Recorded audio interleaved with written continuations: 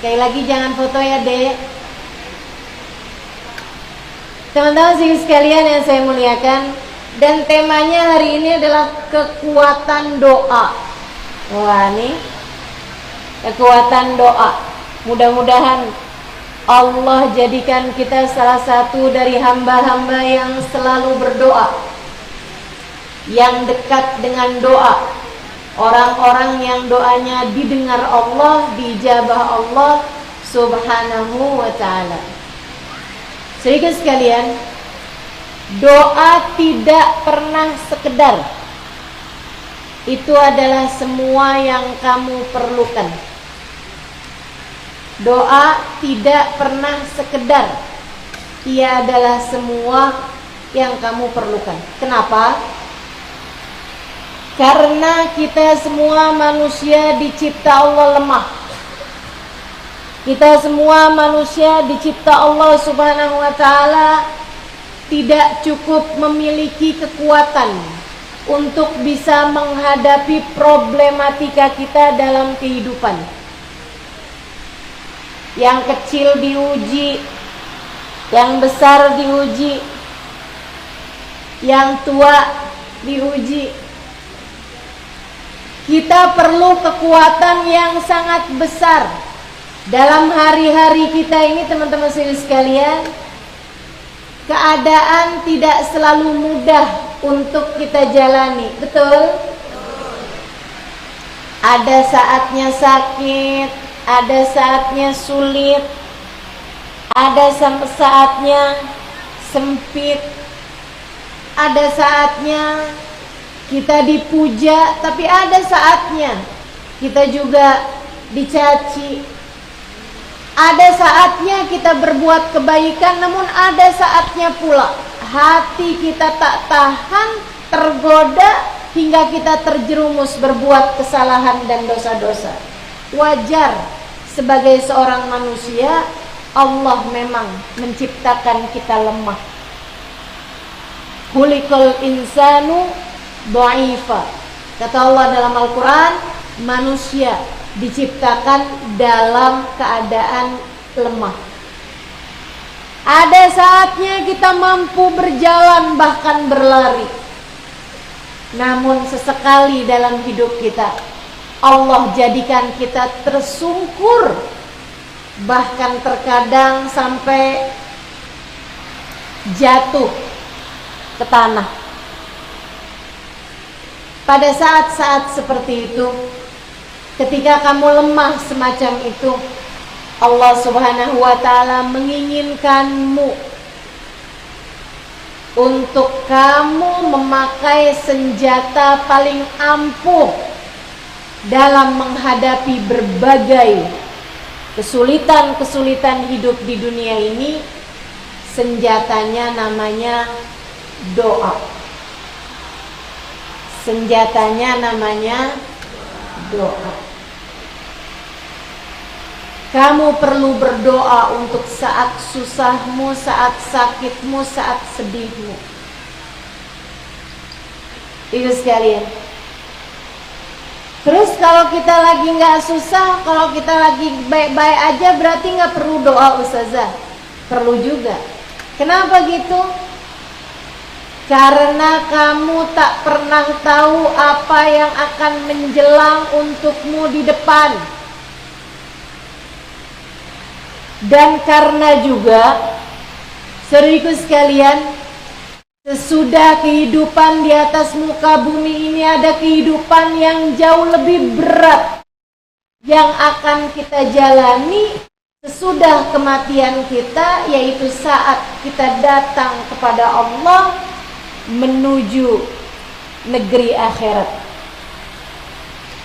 Karenanya kita perlu kekuatan untuk bisa menghadapi saat-saat ke depan. Kita perlu kekuatan untuk saat kita menghadapi sakaratul maut, untuk saat kita menghadapi kematian, untuk saat hari-hari kita dalam alam kubur, untuk saat kita nanti dibangkitkan di padang mahsyar. Kita perlu kekuatan untuk kita menjadi orang-orang yang selamat, salah satunya Allah kasih senjatanya saat kamu ada di atas muka bumi ini, yaitu dengan doa. Kamu pengen saat matimu gak terlalu sakit, doalah. Kamu kepengen saat ajalmu datang menjemput kamu mati dalam husnul khotimah, berdoalah. Kamu kepengen untuk saat nanti di padang mahsyar Allah menjadikanmu salah satu dari orang-orang yang dinaungi di bawah naungan arsy saat tidak ada naungan selain naungannya, berdoalah. Kamu ingin dihisab dengan hisaban yang mudah, berdoalah. Kamu ingin di saat nanti Nabi Muhammad digiring di hari akhirat, para nabi-nabi ada di belakang Nabi Muhammad, para sahabat Nabi Muhammad ada di belakang Nabi Muhammad, para keluarga Nabi Muhammad ada di belakang Nabi Muhammad, para ulama-ulama ada di belakang Nabi Muhammad, orang-orang soleh ada di belakang Nabi Muhammad. Kamu khawatir terhadap hari itu? Adakah saya juga ada dalam rombongan Nabi Muhammad? Kamu ingin itu, berdoalah. Kamu ingin masuk surga tanpa hisab, tanpa azab, sementara dosa-dosa telah banyak kamu lakukan semasa hidup di atas muka bumi ini. Allah kasih senjatanya, berdoalah. Ibu-ibu saudaraku sekalian yang saya muliakan, bahkan semasa hidup di dunia ini, bukankah kamu mengkhawatirkan nasib anak-anakmu? Bukankah kamu mengkhawatirkan nasib anak cucumu? Bukankah kamu mengkhawatirkan keadaan anak-anakmu? Kamu mengkhawatirkan ibadah mereka, kamu mengkhawatirkan nasib mereka, kamu mengkhawatirkan rezeki mereka, kamu mengkhawatirkan kesehatan mereka. Apa yang dapat kamu lakukan untuk menjaga anak-anakmu, untuk menjaga cucu-cucumu? Jika itu masalahmu, Allah kasih senjatanya, yaitu berdoa. Doain anakmu, doain cucumu, doain orang-orang yang kamu sayangi. Maka karena itu, doa tak pernah sekedar, ia adalah semua yang kita perlukan.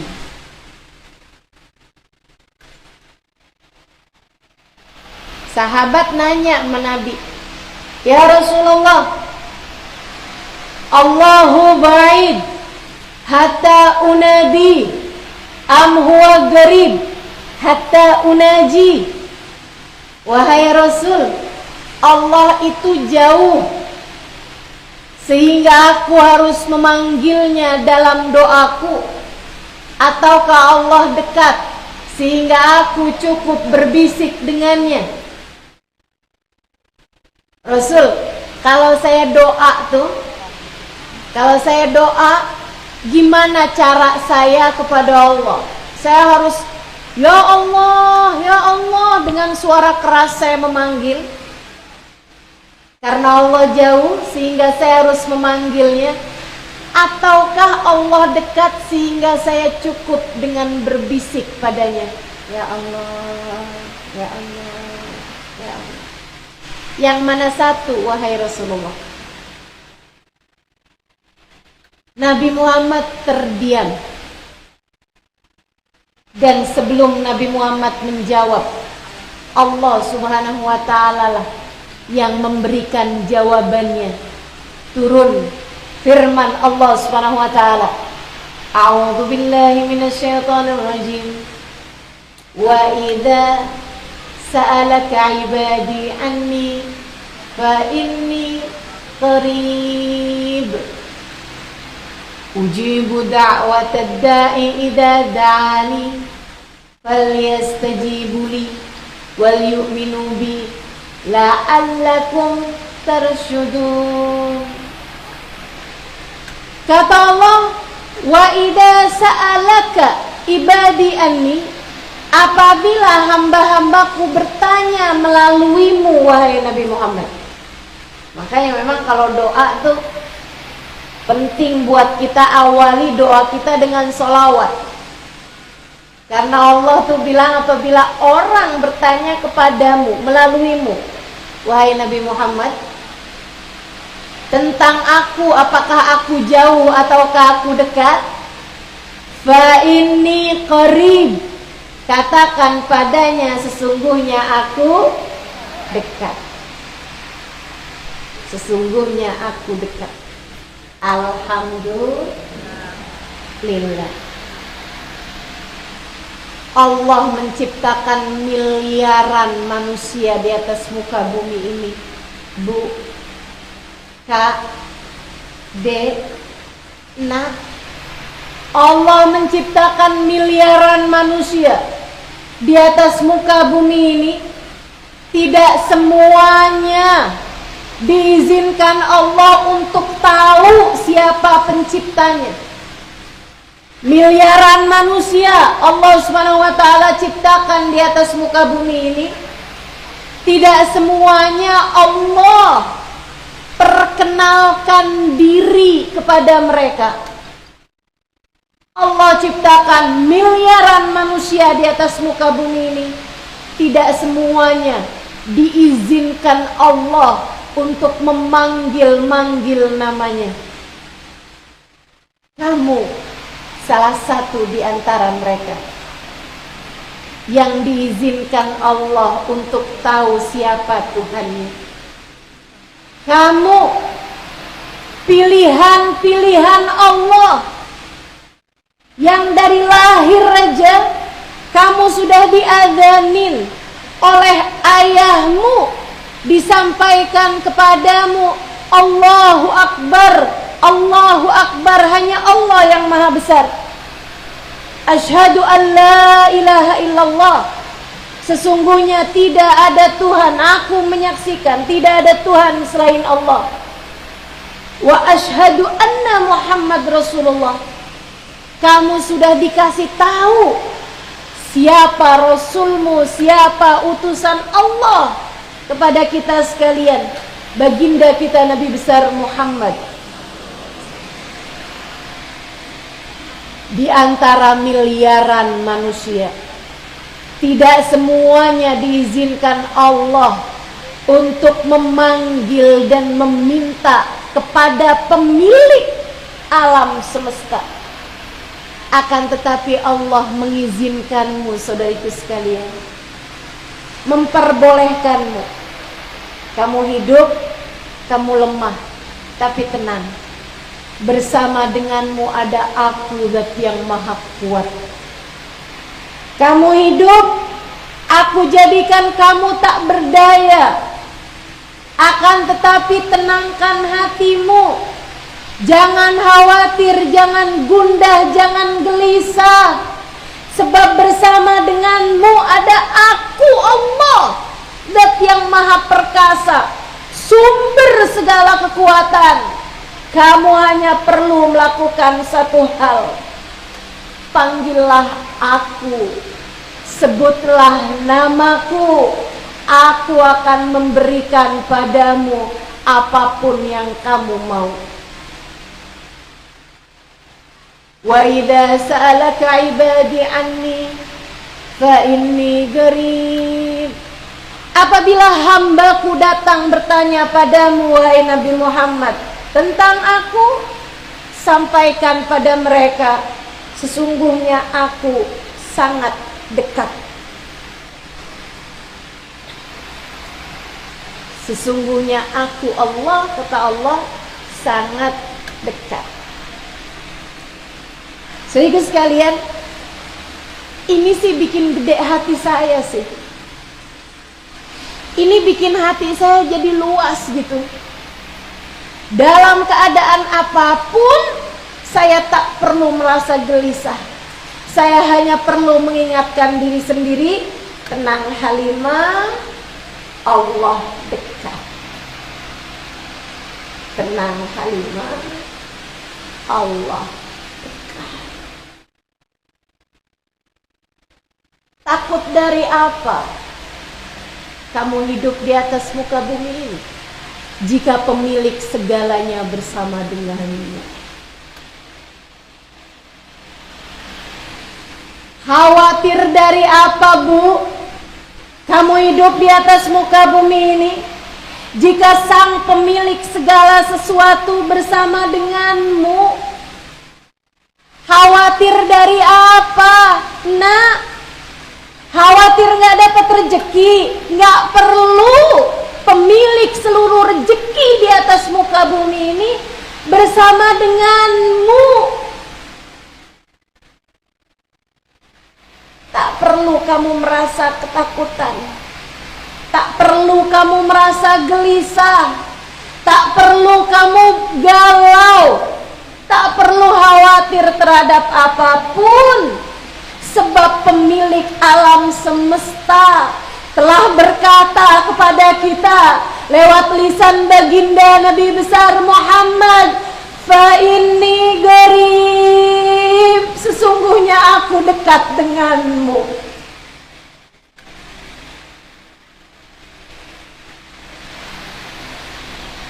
Kamu kalau lagi takut, lagi khawatir, lagi gelisah, pasti karena kamu sedang lupa padanya. Ingetin aja, tenang, kita punya senjata paling besar dalam menghadapi berbagai macam kesulitan, rintangan, kekhawatiran, apapun aja bentuknya. Kita akan mampu melewati semuanya. Kenapa? Sebab kita sebagai umat Islam, Allah telah perkenankan kita untuk dapat memanggil-manggil namanya, untuk dapat meminta kepadanya, untuk dapat menyebut-nyebut namanya. Wa idza sa'alaka ibadi anni fa inni qarib, sungguhnya aku dekat denganmu dan tak pernah jauh. Allah tuh banyak sifatnya yang berlawanan, saudara sekalian. Kalau kamu baca di Asmaul Husna, ada sifatnya Allah, zat yang maha memaafkan, Ghafur, Ghaffar. Sifat Allah maha memaafkan, maha mengampuni dosa-dosa. Tapi jangan salah, jangan ngentengin, karena Allah juga punya sifat Al-Muntaqim, zat yang maha berat ketika membalas. Allah kalau mau balas, Allah balas dengan balasan yang sangat menyakitkan. Allah punya sifat yang berlawanan. Allah punya sifat memaafkan, Allah juga punya sifat membalas dosa-dosa dan keburukan. Allah punya sifat zat yang maha keras, tapi Allah juga punya sifat zat yang maha lembut. Allah punya sifat aziz, zat yang maha keras, tapi juga Allah punya sifat latif, zat yang maha lembut. Akan tetapi Allah menamakan dirinya Qarib, zat yang maha dekat, dan Allah tidak pernah menamakan dirinya sebagai Al-Ba'id, zat yang jauh. Sebab Allah tak pernah jauh dari kita. Maka rasa jauh dari Allah itu hanyalah rasa, tidak pernah menjadi fakta. Kenyataannya Allah tidak pernah jauh darimu, Bu. Allah tidak pernah jauh dari muka. Allah tak pernah jauh darimu, Dek. Allah tak pernah jauh darimu, Nak. Maka di saat kamu merasa orang tuamu meninggalkanmu, panggillah nama Allah. Katakan padanya, ya Allah, bapak saya yang seharusnya bertanggung jawab pada saya, anaknya, dia meninggalkan saya. Ya Allah, akan tetapi Engkau adalah zat yang selalu dekat denganku. Maka ya Allah, jangan pernah tinggalkan aku. Allah gak pernah jauh darimu, Nak. Orang tuamu sekalipun bisa saja jauh, tapi Allah tidak.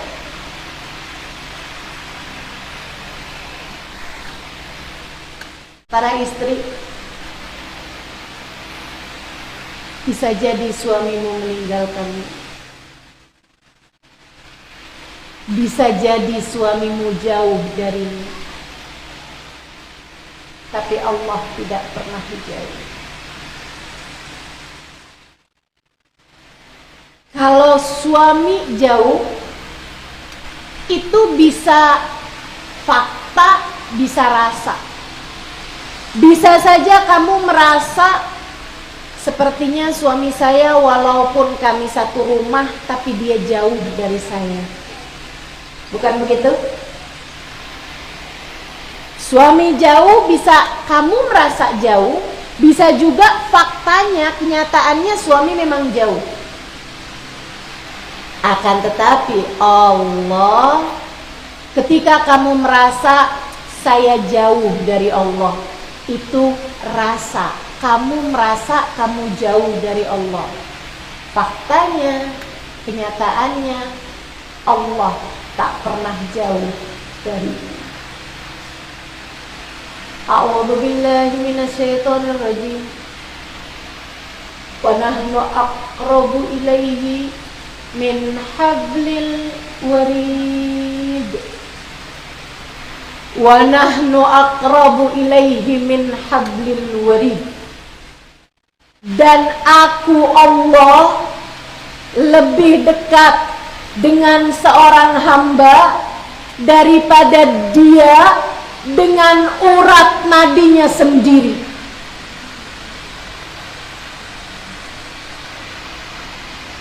Saya lama memikirkan ayat ini, teman-teman. Betapa indahnya Allah ketika menceritakan tentang kedekatannya dengan kita seorang hamba. Kenapa Allah pakai istilah aku lebih dekat denganmu daripada kamu dengan urat nadimu sendiri? Kenapa nggak pakai istilah yang lain gitu? Saya pikir-pikir, apa ya? Kalau dekat tuh apa? Nggak pernah ninggalin, selalu bersama, mepet terus gitu. Apa? Bayangan. Kenapa Allah nggak pakai istilah aku lebih dekat denganmu daripada kamu dengan bayanganmu sendiri? Ibu pernah nggak jauh dari bayangannya? Oh, saya di sini tapi kok bayangan saya sebelah sana ya? Pernah begitu? Nggak pernah. Kita tuh sama bayangan deket banget gitu. Di mana kita berada, bayangan kita selalu dekat dengan kita. Tapi di saat gelap bahkan bayanganmu pun pergi darimu. Allah tidak begitu. Kata Allah, aku lebih dekat lagi daripada itu. Seperti apa ya Allah? Seperti dirimu dengan detak jantungmu sendiri. Seperti dirimu dengan urat nadimu sendiri. Seperti dirimu dengan detak nadimu sendiri. Kamu begitu dekat. Nyatanya kamu sangat dekat. Hidupmu adalah urat nadi yang terus berdetak dari dalam dirimu itu. Ketika kamu terpisah dari detak nadimu, kamu mati. Sama halnya dengan kamu akan selalu bersamaku selama kamu hidup. Saudariku sekalian yang saya muliakan, akan tetapi memang urat nadi Allah benar banget ngasih kata-kata. Siapa di antara kita yang selalu teringat urat nadinya? Kita suka lupa. Dari deketnya sampai nggak sadar. Bukan begitu? Allah juga seperti itu. Dari deketnya kita seringkali tidak terasa, seringkali kita tidak menyadarinya. Semoga kita bisa terus jadi hamba yang selalu menyadari kedekatannya dengan Allah Subhanahu wa ta'ala. Wa idza salaka ibadi anni fa inni qarib ujibu da'watad da'i idza da'ani. Aku akan mengijabah doa dari siapapun yang memanggilku, doa dari siapapun yang menyerukan namaku. Kamu memanggil namaku, aku akan dengarkan doamu dan aku akan mengijabahnya pada waktu yang paling tepat. Saudaraku sekalian yang saya muliakan, kita hanya perlu terus-terusan berdoa. Kita hanya perlu terus-terusan meminta. Sebab itu adalah senjata kita. Jangan mau jauh-jauh dari doa. Itu adalah kekuatanmu, Bu. Kekuatanmu, Kak, Dek, Nah. Kamu pengen hidupnya bahagia, pengen hidupnya mudah, pengen hidupnya terarah, pengen hidupnya benar, pengen hidupnya selamat dunia dan akhirat, maka saya sampaikan padamu salah satu senjatanya adalah doa. Ustazah, tapi saya udah doa Ustazah, lama gak dijabah-ijabah juga. Jadinya saya putus asa, saya berhenti berdoa. Saya kasih tahu gini, semua doa tuh pasti dijabah. Semua doa pasti dijabah. Tapi cara Allah ijabah, semua doa yang didengar Allah pasti dijabah. Allah Maha mendengar. Semua doa yang layak diterima Allah, Allah akan ijabah. Nah masalahnya, doa ijabah itu ada pintunya, ada gerbangnya. Apa gerbangnya? Apa gerbangnya doa? Ya, kalau masuk sih udah pasti diterimanya. Kalau masuk, cuman masalahnya doa kamu masuk apa enggak nih gitu. Nah doa tuh punya gerbang. Gerbangnya doa adalah al-malul halal, harta halal yang kamu konsumsi. Makannya jangan sampai dari uang haram. Orang kalau masuk makanan haram masuk dalam perutnya, selagi makanan itu ada dalam perutmu, doamu tidak akan diterima Allah SWT. Berdasarkan hadis sahih yang disampaikan Nabi Muhammad SAW, ada di dalam kitab Riyadhus Shalihin, kumpulan hadis yang disusun Imam An-Nawawi. Atau kalau ibu-ibu suka kitab-kitabnya yang kecil-kecilan aja, ada bahkan dalam kitab Al-Arba'in An-Nawawiyah. Ada tuh di situ hadis nomor 4 kalau saya nggak salah ingat. Innallaha thayyib la yaqbalu illa thayyiba. Sesungguhnya Allah itu indah, tidak mau menerima kecuali yang indah. Allah itu bersih, gak mau menerima yang kotor-kotor.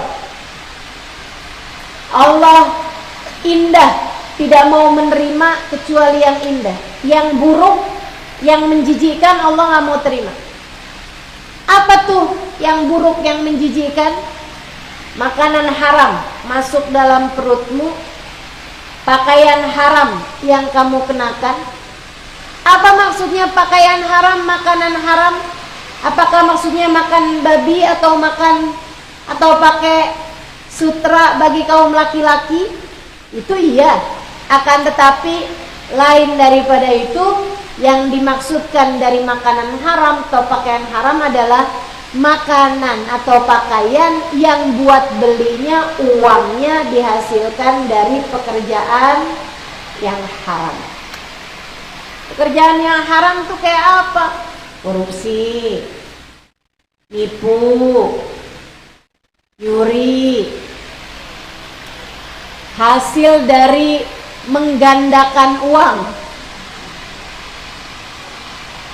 kerja jadi tukang renten, orang datang hutang 100.000, bayar bulan depan 110.000, atau bahkan 120.000, atau nambahnya tambah pakai beras juga. Ini namanya teman-teman sekalian adalah uang haram. Atau ibu-ibu nih ngambil dari uang saku suami tanpa izin dari suaminya, atau anak ngambil dari dompet ayahnya atau dari tas ibunya, gitu ya, tanpa seizin dari mereka. Itu juga sesuatu yang haram, saudara sekalian. Ini kayaknya kebanyakan sih ibu-ibu pas lagi nyuci baju suami nih, kalau udah ketemu ada uang, alhamdulillah rezeki istri solehah. Bu, kalau memang begitu, sampaikan aja sama suaminya. Saya pikir-pikir di rumah kita ini kan harus kita buat peraturan. Suaminya bilang, maksud kamu peraturan apa? Contohnya, yang saya temukan di saku baju saat nyuci berganti milik, jadi milik yang nemunya. Kalau suami halal, suami ridho, jatuhnya jadi uang halal. Tapi kalau enggak, hukumnya statusnya adalah haram. Yang serem sih kayak warisan saudara kita kuasai. Rumah yang seharusnya dibagi waris karena pemiliknya sudah meninggal dunia, akhirnya malah dikuasai oleh satu orang. Nah itu kalau orang itu orang lain terserah deh, jangan sampai orang tersebut adalah dirimu. Kamu jangan jadi orang yang begitu. Hak waris dari saudaramu kamu kuasai. Kenapa soalnya? Kalau saya yang menguasainya, apalagi jika itu terkait sama hartanya anak yatim. Hati-hati Bu, hati-hati Kak. Jangan sampai haknya anak yatim kamu menguasainya, kamu makan darinya. Na'udzubillah min dzalik. Allah mengancamkan itu dalam Al-Qur'an. A'udzubillahi minasyaitonir rajim. Alladzina ya'kuluna amwalal yatama zulman innama ya'kuluna fi butunihim nara wa sayaslawna sa'ira. Sesungguhnya orang yang berani-beraninya makan harta anak yatim, ia sebenarnya sedang makan api. Dia masukkan ke dalam perutnya, dan kelak di hari akhirat Allah akan sungguh-sungguh memasukkannya ke dalam api neraka jahanam.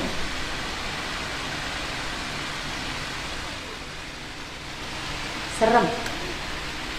Jangan berani-berani sama harta haram.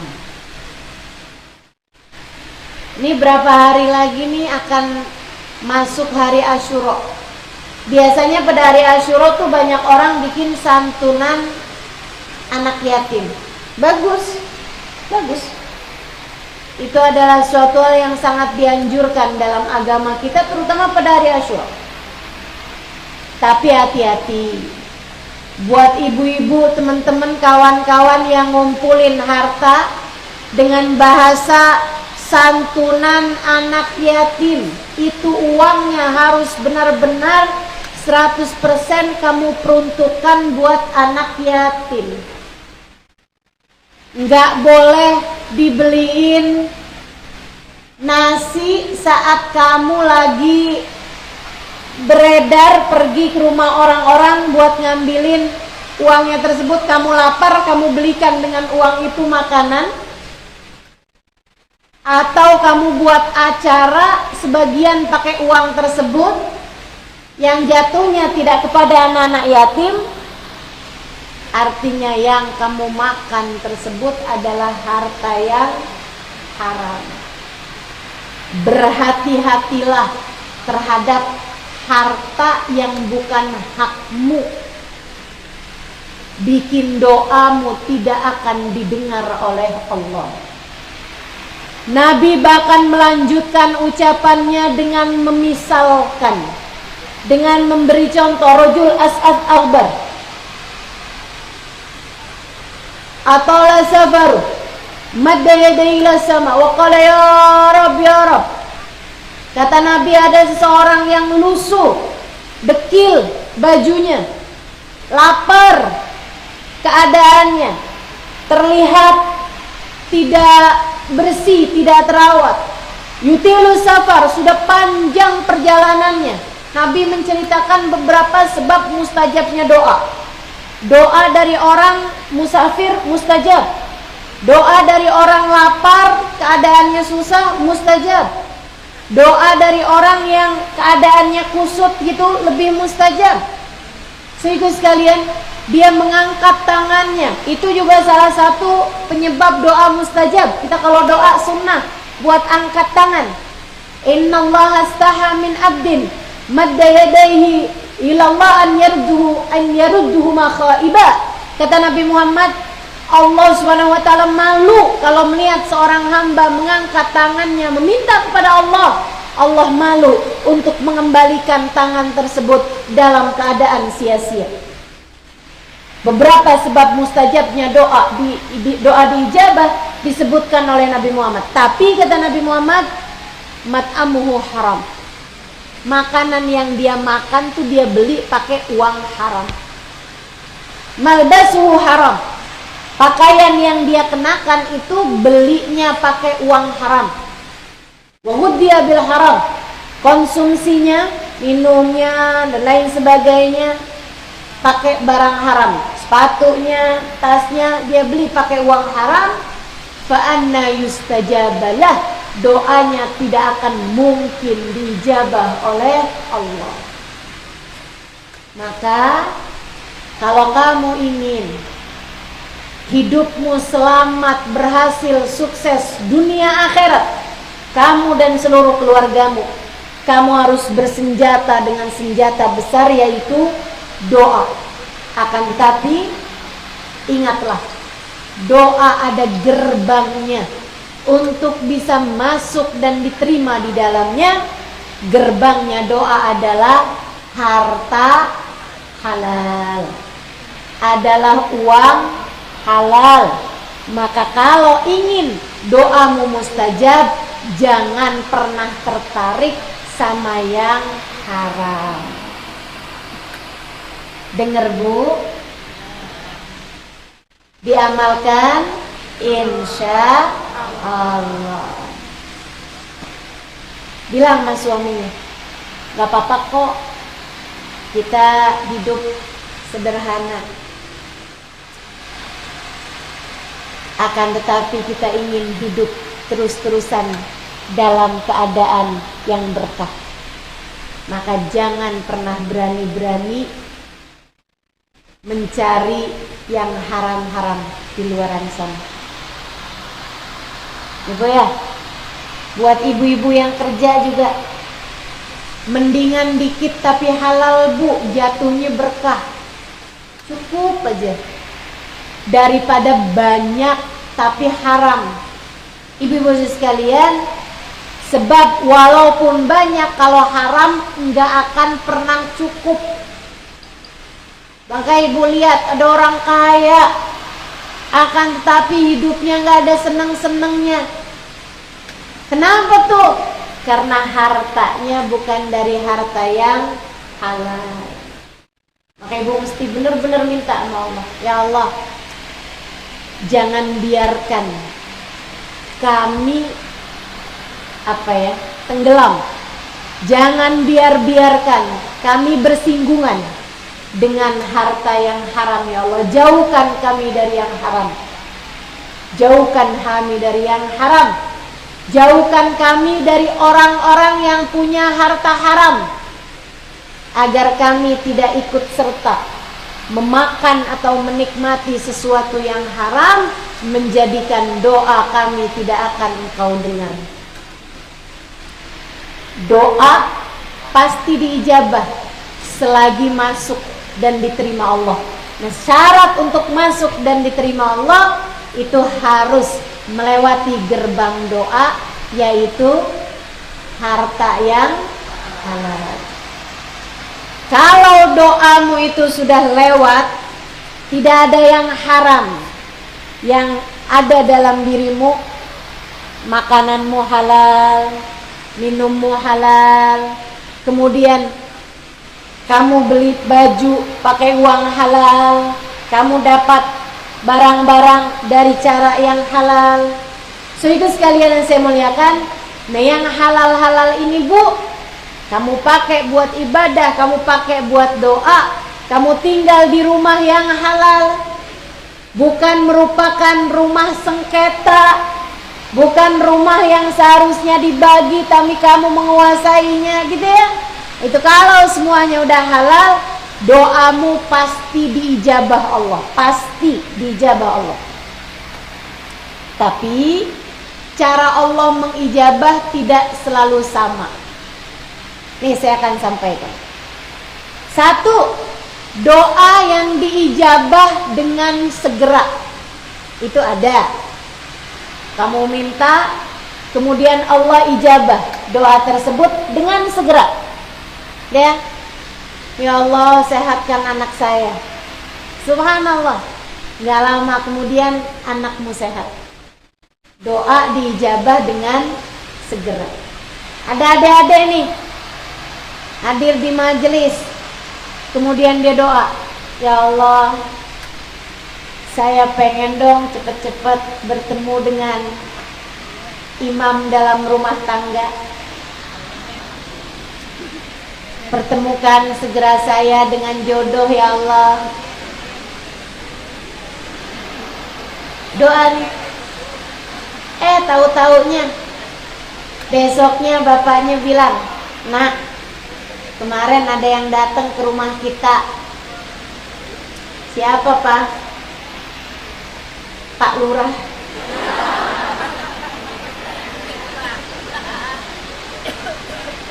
Sama anak laki-lakinya.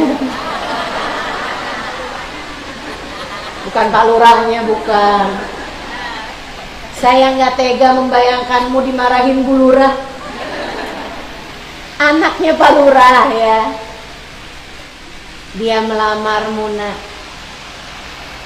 Subhanallah, doa diijabah dalam waktu yang cepat, segera, ya. Ada yang begitu. Masya Allah. Mudah-mudahan doa-doa kita diijabah dalam waktu yang segera. Tapi terkadang kamu juga pengen doamu diijabah tapi nggak segera. Saya yakin itu. Misalnya, kamu berdoa, ya Allah, masukkan saya ke dalam surgamu. Mau nggak segera? Ya Allah, matikan saya dalam husnul khotimah. Mau nggak segera? Kita kepengennya masih yang tar aja dah gitu ya. Tapi kalau datang ajal kami, ya Allah, matikan kami dalam husnul khotimah. Akan begitu. Jadi itu juga ada doa yang memang diijabah Allah dengan segera. Ada doa yang diijabah tapi tidak segera. Allah memberikannya pada waktu yang paling tepat. Maka misalnya kamu doa, ya Allah, pertemukanlah saya dengan jodoh saya, ya Allah. Saya sudah bosan menjomblo. Saya kepengen, ya Allah, kalau bulan Ramadan bisa melaksanakan hadis Nabi, berbukalah dengan yang manis.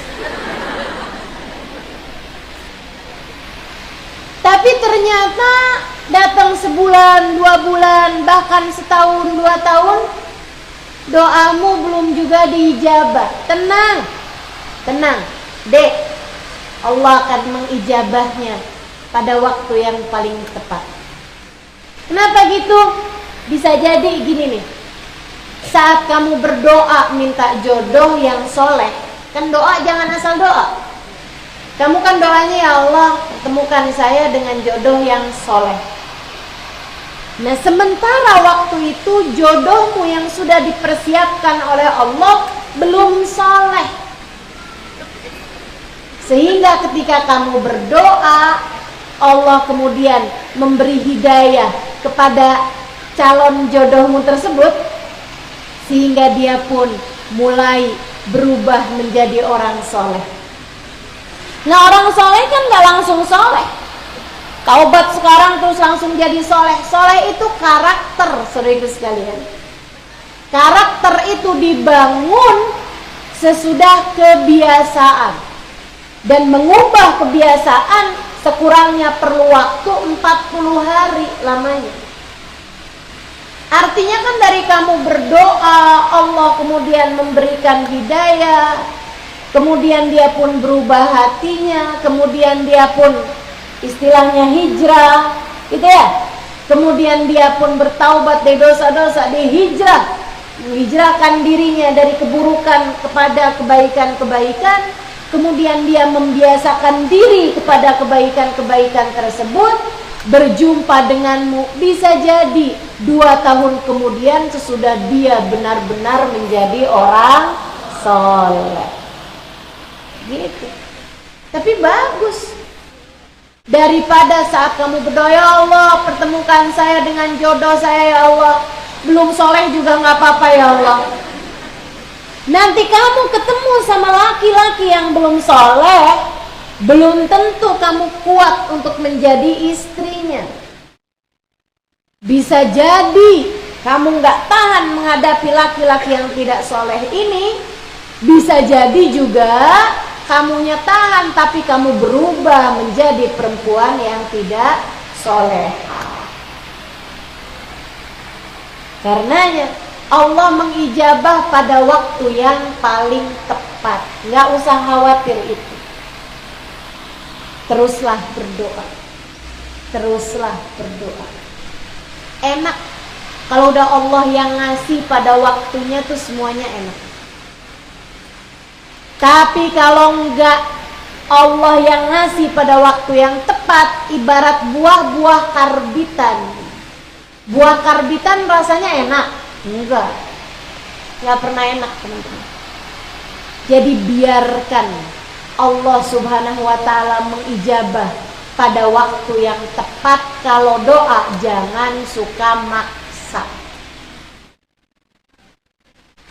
Ya Allah, saya seneng banget sama anaknya Pak Lurah. Ya Allah, jodohkan saya dengannya. Ya Allah, kalau emang jodoh saya bukan dia, ya Allah, carikan saya orang yang mukanya kayak dia, yang badannya kayak dia, yang seumuran dia. Ya Allah, daripada susah-susah mending dia aja, ya Allah. doa maksa. Jangan. Kalau doa jangan. Termasuk nih ibu-ibu nih. Bu, kamu kadang-kadang nih ya, anak dilamar sama orang atau anak disenengin sama orang, tapi anaknya nggak suka gitu misalnya. Atau anaknya tuh kayak yang mama nggak mau semang misalnya gitu kan. Jangan maksa. Kamu jangan doanya kayak gini. Ya Allah, jodohkan anak saya dengan dia. Ya Allah, bukakan hatinya biar mau sama dia. Kamu tahu apa tentang urusan jodoh? Bu, jangan sombong. Kamu nggak tahu apakah anak itu baik bagi orang tersebut. Kamu nggak tahu apakah dia baik bagi anakmu. Kamu hanya bisa lihat sisi luarnya aja. Dalamnya, keadaannya, batinnya, nasibnya, kamu nggak pernah tahu. Betul? Maka kalau doa tuh jangan suka ngatur Allah. Ini saya kasih tahu nih. Kalau doa jangan suka ngatur sama Allah SWT. Takutnya diijabah, kamu nyesel. Misalnya contoh doa yang ngatur, ya Allah, masukkan anak saya di sekolah itu. Emang kamu tahu sekolah itu baik bagi anakmu? Belum tentu. Belum. Maka jangan. Ya Allah, nikahkan anak saya dengan laki-laki itu. Kamu tahu baik atau tidaknya? Belum tentu. Ya Allah, jadikan kami bisa pindah di rumah yang itu. Kamu tahu rumah itu baik bagimu? Belum tentu. Belum tentu. Maka kamu nggak pernah, sesuatu hal yang kamu nggak tahu baik nggak baiknya, jangan berdoa yang sifatnya tidak terbuka gitu. Biarkan Allah mengaturkannya untukmu. Intinya aja, kamu pengennya apa? Ya Allah, karuniakan pada saya jodoh yang soleh. Oh, kamu pengen jodoh? Oke, minta aja, jodohnya aja udah. Biarkan Allah memilihkannya untukmu. Ini dia. Kamu pengen anakmu bersekolah di sekolah yang bagus, kan gitu ya? Yang baik baginya buat masa depannya. Ya udah, doanya gitu aja. Ya Allah, berikanlah ilmu yang manfaat bagi anak saya, ya Allah. Gitu. Itu jauh lebih baik tuh. Biarkan Allah yang akan mengaturkannya untukmu. Jangan maksa kalau doa. Biarkan Allah memilihkannya untukmu yang terbaik. Ada seorang perempuan ngomong sama saya, Ustazah, doain dong suami saya biar betah di rumah. Keluaran mulu Ustazah, pergi-pergi mulu. Saya kan kepengen tuh Ustazah kayak istrinya orang-orang. Saya bilang, Bu, kadang itu loh yang terbaik. Enggak Ustazah, doain Ustazah, saya sampai kangen sama suami saya. Saya punya suami yang pikir gak punya suami gitu Ustazah. Suami sih jarang banget ada di rumah. Ya udah dah, saya doain Fatihah. Dia pun baca Fatihah. Bu, sebulan, 2 bulan, 3 bulan, 4 bulan. Kapan waktu saya ketemu lagi sama dia kayak gini, Ustazah, doain dong Ustazah, suami saya sekarang di rumah mulu. Kamu nggak tahu. Ini sebagai perempuan nih, kita memang seringkali nggak tahu apa yang kita mau. Kita nggak tahu apa yang kita mau gitu. Maka udah lebih baik biarkan Allah mengaturkannya untuk kita juga pada waktu yang paling tepat. Bu, saya udah menikah 20 tahun, belum ada anak. Apakah saya minta? Saya minta. Tapi karena saya nggak tahu itu baik apa enggak buat saya. Orang kalau nikah kan memang, jangankan udah lama nikah, baru nikah sebulan 2 bulan aja pertanyaan orang, gimana? Damil? Kan gitu ya? Bahkan ada orang tuh yang nanyanya kayak gini, gimana? Udah berhasil? Berarti kayaknya tuh kalau kawin belum punya anak tuh nggak berhasil. Nggak berhasil sama dengan gagal. Kayak pernikahan yang gagal gitu ya. Ya, pertanyaannya mesti dibenerin tuh. Apakah saya pernah minta saya? Akan tetapi karena saya memang nggak pernah tahu apakah itu baik atau tidak bagi saya kalau doa, saya bilang ya Allah jika itu baik bagi saya. Dan ketika Allah belum memberikannya kepada saya dan saya nggak tahu apakah akan diberi atau tidak, saya tahu bahwa yang seperti ini adalah yang terbaik bagi saya. Mungkin kalau dari awal kawin saya punya anak, hamil, lahir lagi, punya anak lagi, terus sampai dengan sekarang anak saya udah 14 orang. Mungkin saya nggak akan keburu datang ke Pariaman, wallahu a'lam. Ya kan begitu? Jadi teman-teman saya sekalian, kalau doa jangan ngatur, kalau doa jangan maksa. Gitu ya. Teman-teman saya sekalian yang saya muliakan, doa akan diijabah segera atau Allah pilihkan waktu yang paling tepat, atau Allah tidak memberi apa yang kamu mau, tapi Allah memberi apa yang kamu perlu. Sehingga sekalian, Allah, kamu sakit nih, kamu berdoa, minta kesembuhan. Allah tidak memberikan kepadamu kesembuhan. Akan tetapi sebagai gantinya, Allah memberikan kepadamu kesabaran menghadapi sakit. Allah memberikan kepadamu kelapangan hati sehingga kamu tetap nikmat hidupnya meskipun sakit. Sebab Allah sedang mempersiapkan surga demi surga untukmu. Sebab Allah mempersiapkan kebahagiaan dan kesenangan yang lain untukmu. Bisa jadi begitu. Jadi kadang-kadang kita tuh kayak anak kecil yang lagi flu tapi tetap minta es krim.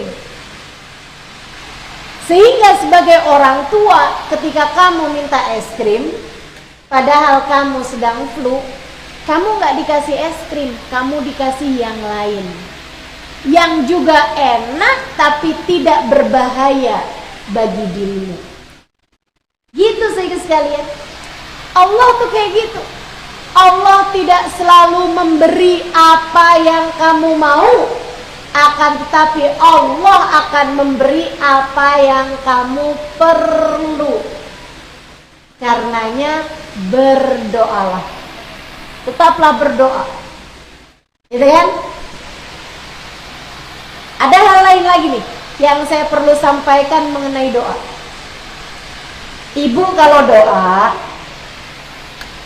jangan hanya minta urusan dunia. Jangan hanya minta urusan dunia, apalagi sekedar urusan harta. Gak boleh Ustazah? Boleh. Tapi jangan doamu itu aja. Jangan sampai kalau doa tuh cuman urusan kesenangan dunia.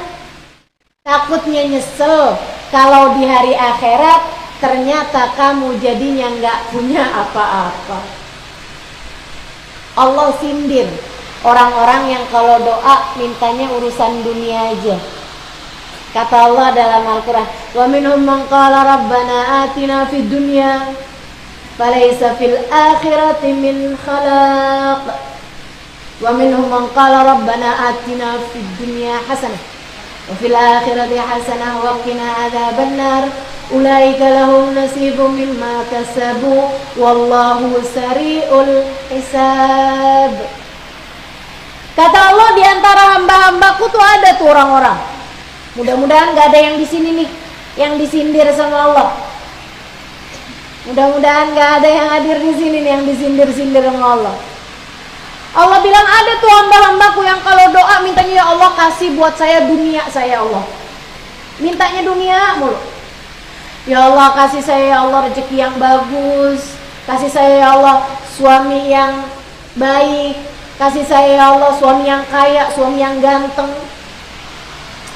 Mintanya urusan dunia aja gitu, mintanya urusan duit melulu.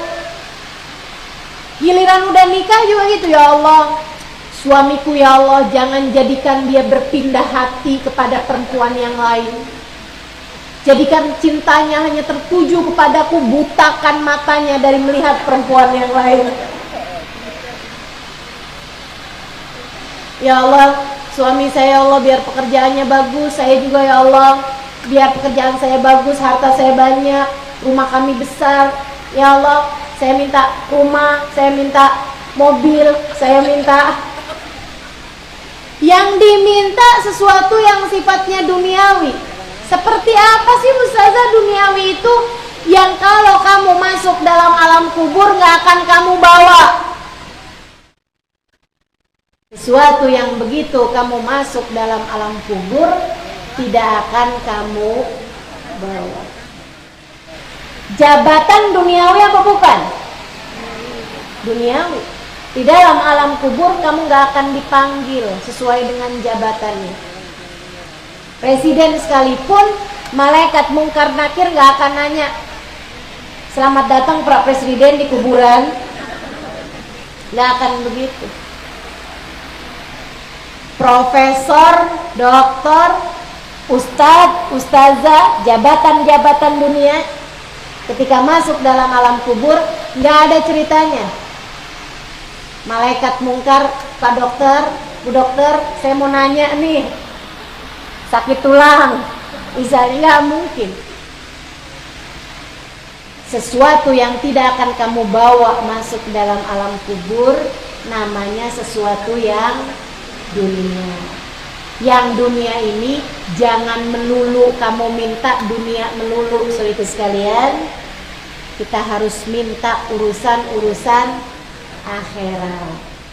Bahkan urusan akhirat pun, urusan dunia pun kalau kamu minta itu harus ada kata-kata hasanah, dalam artian dunia yang membawa kebaikan. Ya Allah, karuniakan kepada saya suami jodoh jika itu membawa kebaikan bagi saya dunia akhirat. Ya Allah, karuniakan kepada saya ilmu yang bermanfaat bagi dunia hingga akhirat. Ya Allah, karuniakan pada saya anak keturunan yang bawa kebaikan bagi dunia hingga akhirat. Ya Allah, anak-anak saya karuniakanlah kepada mereka ya Allah nasib yang bagus, jadikan mereka anak-anak yang soleh-soleha yang dapat membanggakan kami orang tuanya dari dunia hingga akhirat. Nah itu doa gitu ya. Ya, sekarang nih kita udah tahu caranya doa. Hartamu pastikan halal. Doa jangan cuma minta urusan dunia, kan gitu ya. Kemudian lagi urusan-urusan dunia yang belum tentu baiknya kita jangan maksa, jangan ngatur Allah, biarkan Allah Subhanahu wa taala memberikannya sesuai dengan kehendaknya yang terbaik dari sisinya. Dan yang terutamanya lagi adalah tetaplah berdoa, teruslah berdoa, jangan pernah putus asa dalam berdoa. Kamu doakan anakmu biar dapat hidayah, tapi saya udah doain lama ustazah, anak saya tetap juga. Teruslah, teruslah, teruslah. Sayyidina Umar bin Khattab, beliau mengatakan, saya tidak takut doa saya tidak dijabah. Yang justru saya takutkan adalah ketika saya tidak diperkenankan lagi untuk berdoa. Selagi man wuffiqa lid-du'a, kata Sayyidina Ali, man wuffiqa lid-du'a lam yuhramul ijabah. Siapa yang dikasih kemudahan untuk berdoa, Allah pasti akan berikan kepadanya kemudahan ijabah doanya. Allah akan ijabah. Maka yuk kita akan akhiri majelis ini dengan kita sama-sama berdoa. Doa itu sebaiknya diawali dengan salawat. Karena katanya Nabi Muhammad, awalilah doamu dengan sholawat, akhirilah dengan sholawat juga, sebab Allah akan menerima sholawatnya padaku, dan Allah tidak akan menerima depan, menerima belakang, dan menolak tengah-tengahnya. Allah nggak akan terima depannya, terima belakangnya, tolak tengah-tengahnya. Makanya kalau kita berdoa diawali dengan sholawat. Dan mumpung sedang bersama-sama, doa kalau bersama-sama lebih mustajab daripada ketika doa sendirian. Bahkan kita juga dianjurkan untuk meminta doa kepada orang lain. Kata Nabi Muhammad, iltamisu min ikhwanikum doa. Mintalah dari saudara-saudara sama muslim kalian doa. Kamu tidak pernah tahu dari lisan siapa Allah akan mengijabah doa. Nah nih, mumpung sedang bersama-sama, kita doa bersama-sama juga. Mudah-mudahan di antara kita ada orang-orang yang lisannya didengar Allah, doanya didengar Allah, doanya diijabah Allah, sehingga kita semuanya menjadi orang-orang yang keluar dari majelis ini dalam keadaan Allah ridha kepada kita, dalam keadaan Allah merahmati kita, dalam keadaan Allah menyayangi kita. Saya kalau ditanya, Ustazah, saya kalau doain Ustazah doain apa? Ini jawaban saya. Sebelum ada yang nanya, ini jawaban saya. Kalau saya ditanya, Ustazah, kalau saya mau doain Ustazah, Ustazah mau didoain apa? Doakan saya agar dirahmati Allah. Doakan saya agar dicintai Allah. Allah tahu caranya memperlakukan hambanya yang dia cinta. Karena dia doakan saya agar saya jadi seorang yang dicinta sama Allah. Kita meminta sama Allah, biar Allah sayang sama kita, biar Allah cinta sama kita, biar Allah ridha sama kita, biar Allah mengampuni dosa-dosa kita, menutupi aib-aib kita, membahagiakan hidup kita dunia hingga akhirat, memberi kemudahan pada seluruh urusan-urusan kita. Dan kita akan mengawali doa tersebut dengan kita bersolawat tibil qulub bersama-sama. Hafal ya?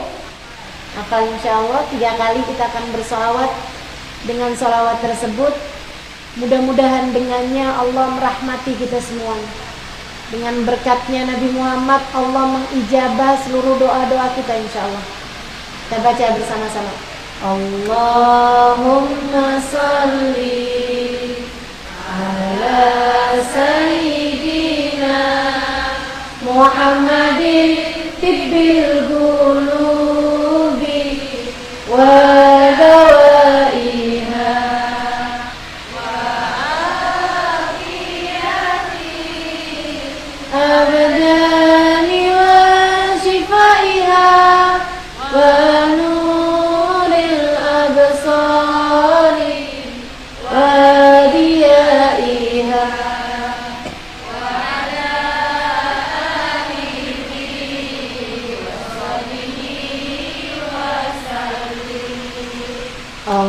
Allahumma salli ala sayyidina Muhammadin tibbil qulubi wa dawaiha wa afiyatil abdani wa shifaiha wa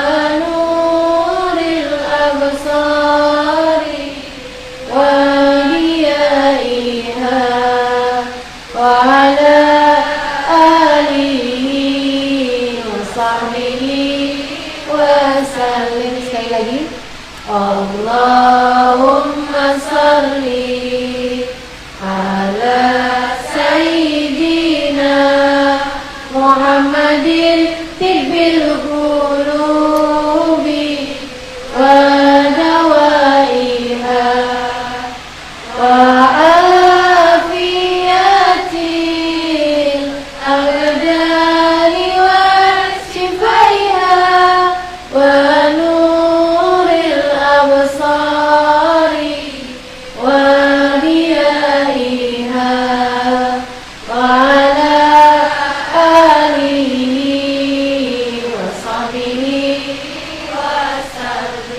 الفاتحة بالقبول وتوامي كل سر إلى حضرة الرسول. الفاتحة.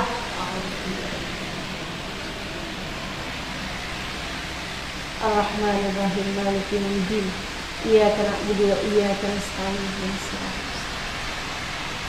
المستقيم ولا الضالين آمين.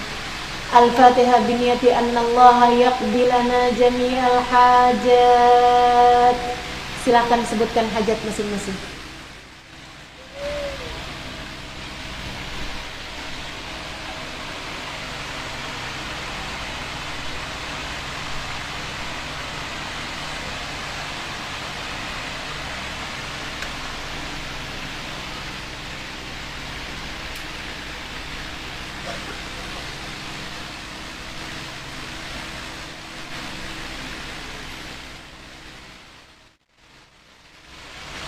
أن الله يقضي لنا جميع الحاجات بجاه خير البريات الهاديات بكميات صالحات إلى حضرة النبي محمد صلى الله عليه وآله وسلم. الفاتحة.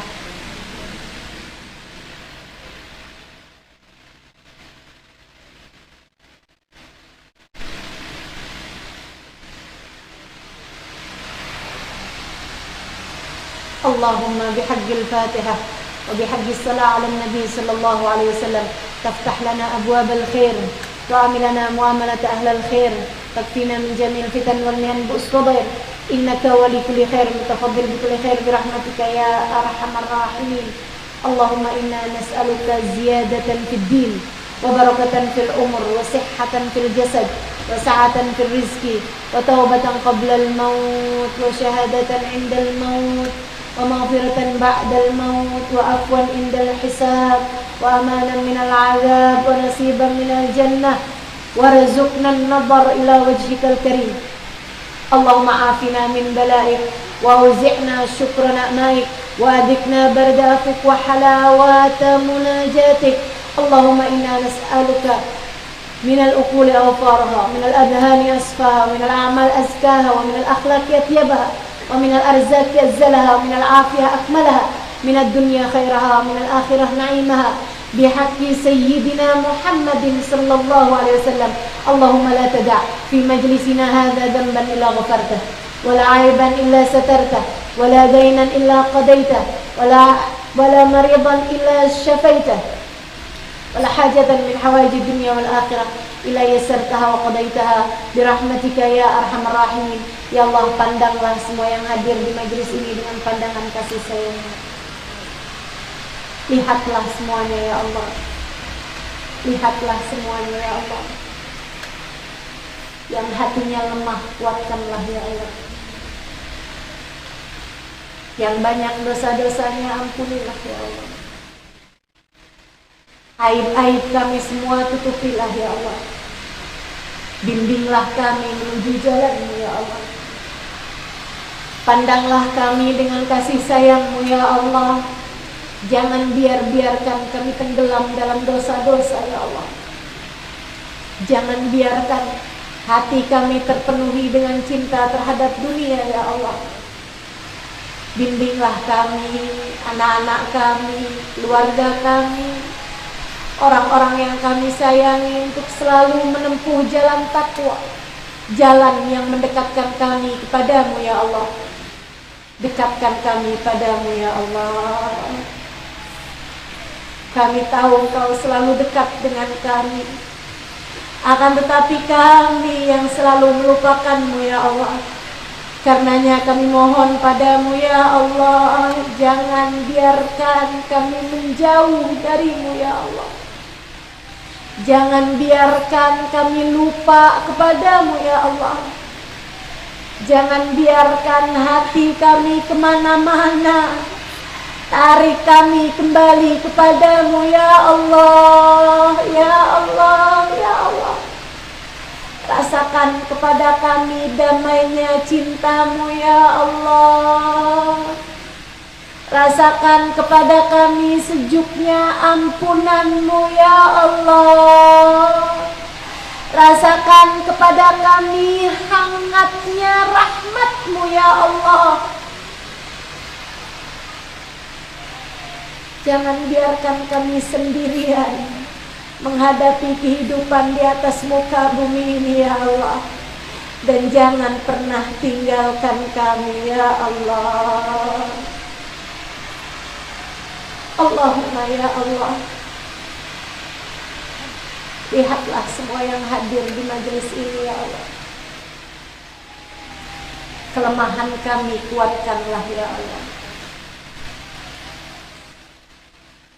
Kemiskinan kami cukupkanlah darimu ya Allah. Kayakan kami dengan kecukupan darimu ya Allah. Yang sakit-sakit di antara kami sembuhkanlah ya Allah. Sakitnya badan kami, sakitnya pikiran kami, sakitnya hati kami. Angkatlah segala penyakit-penyakit yang ada dalam hati-hati kami ya Allah.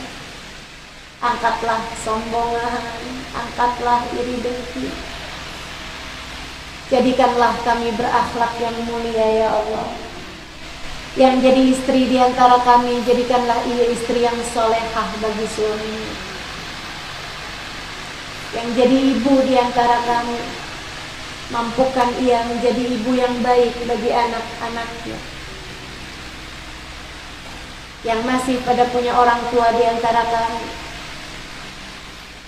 jadikanlah orang tuanya merasakan bakti anak-anaknya padanya ya Allah.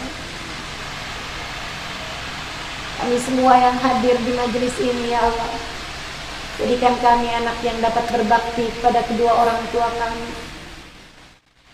Bahagiakanlah mereka ya Allah, dimanapun saja mereka berada. Bahagiakanlah mereka di sisa umurnya ya Allah. Bahagiakan hatinya. Sibukkan hati orang tua kami dengan ibadah kepadamu ya Allah. Ampuni segenap dosa-dosa mereka ya Allah. Bimbing mereka menjadi hamba-Mu yang soleh-solehah ya Allah. Engkau memerintahkan kami anak-anak untuk membahagiakan hati orang tua kami. Lihatlah kami yang seringkali tidak mampu melakukannya. Kami mohon padamu, bantu kami ya Allah. Bahagiakanlah hati orang-orang tua kami ya Allah. Yang orang tuanya telah berada dalam alam kubur ya Allah, kami titipkan mereka padamu ya Allah. Bahagiakanlah orang tua kami dalam alam kuburnya ya Allah. Ampuni dosa-dosa mereka ya Allah. Ampuni dosa-dosa mereka ya Allah. Nyamankan kuburnya, terangkan kuburnya. Rasakan kepada mereka syafaat Nabi besar Muhammad. Raihkan kepada mereka syafaat Nabi Muhammad ya Allah. Ya Allah, ya Allah. Jamulah mereka dengan jamuan terindah darimu ya Allah. Allahumma ya Allah, yang jadi ibu di antara kami mohon kepadamu ya Allah. Pandanglah anak-anak kami semua dengan pandangan kasih sayang-Mu. Sayangilah anak-anak kami ya Allah, sebab kami menyayangi mereka. Kami menyayangi anak-anak kami. Sayangilah mereka ya Allah. Jauhkan mereka dari dosa-dosa. Jauhkan mereka dari kejahatan. Jauhkan mereka dari apapun hal-hal buruk yang datang pada mereka ya Allah. Lindungilah mereka ya Allah. Ya Allah, ya Allah. Jauhkan mereka dari dosa-dosa, terutamanya dari dosa-dosa besar ya Allah. Jauhkan mereka dari narkoba. Jauhkan mereka dari minuman keras. Jauhkan mereka dari perzinahan. Jauhkan mereka dari perjudian. Jauhkan mereka dari ajaran-ajaran yang salah. Jauhkan mereka ya Allah dari orang-orang yang dapat menyesatkan mereka. Lindungilah anak-anak kami ya Allah, sebagaimana Engkau telah melindungi hamba-hamba-Mu yang saleh-solehah. Kami titipkan mereka padamu ya Allah. Kami tahu Engkau telah menitipkan mereka kepada kami. Ku anfusakum wa ahlikum naro, katamu. Jagalah diri kalian dan anak-anak kalian dari api neraka. Maafkan kami ya Allah. Jangankan mendidik dan menjaga anak-anak kami, menjaga diri kami sendiri saja terkadang kami gagal melakukannya. Kami mohon padamu bantuanmu ya Allah. Kami mohon padamu hidayahmu ya Allah. Kami mohon kepadamu bimbinganmu ya Allah. Kami mohon padamu petunjukmu ya Allah. Kami mohon padamu kasih sayangmu ya Allah. Kami mohon padamu rahmatmu, ampunanmu ya Allah. Kami mohon padamu cintamu ya Allah, untuk kami dan seluruh keluarga kami ya Allah. Bimbing kami hingga kami dapat menjalani kehidupan ini seperti yang Engkau inginkan, seperti yang Engkau mau ya Allah. Jangan biarkan kami tenggelam melakukan hal-hal yang salah. Jangan biarkan kami tenggelam dalam dosa-dosa. Apabila datang ajal menjemput kami, matikan kami dalam husnul khatimah. Jadikanlah kalimat terakhir yang keluar dari lisan kami saat ajal menjemput kami adalah kalimat La ilaha illallah, La ilaha illallah, La ilaha illallah, Muhammadur Rasulullah sallallahu alaihi wasallam. Alaiha nahya wa alaiha namut wa alaiha nub'atu insyaallah ta'ala minal aminin. Dengannya kami hidup, dengannya pula kami mati ya Allah. Di alam kubur kami, jadikan kami tetap membawa kalimat tersebut hingga kami datang kepada mahsyar. Jadikan kami datang dengan membawa kalimat tersebut hingga kami masuk ke dalam surgamu. Jadikanlah kalimat tersebut sebagai kunci pembukanya. Allahumma rabbana taqabbal minna innaka antas samiul alim, tub alaina innaka antat tawwabur rahim. Berkahilah semua yang hadir di majelis ini ya Allah. Selamatkanlah kami untuk dunia akhirat kami. Wassallallahu ala sayyidina Muhammadin wa ala alihi wasallam. Wa subhana rabbika rabbil izzati amma yasifun. Wassalamun ala mursalin walhamdulillahi rabbil alamin.